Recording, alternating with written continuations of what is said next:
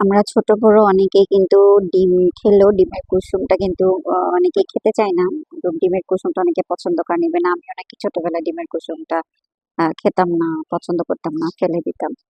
তো দেখেন ভিডিওটার মধ্যে বড় হোক কিংবা ছোট হোক, আমাদের অনেকেই আছে যারা ডিমের কুসুম খেতে পছন্দ করে না। তো যারা ডিমের কুসুম খেতে পছন্দ করে না, তাদেরকে ডিমের কুসুম কিভাবে খাওয়াবেন সেই পদ্ধতিটাই কিন্তু এখানে সুন্দর করে দেখিয়ে দেওয়া হয়েছে। তো আপনারা চাইলে কিন্তু এই পদ্ধতিটা এপ্লাই করতে পারেন।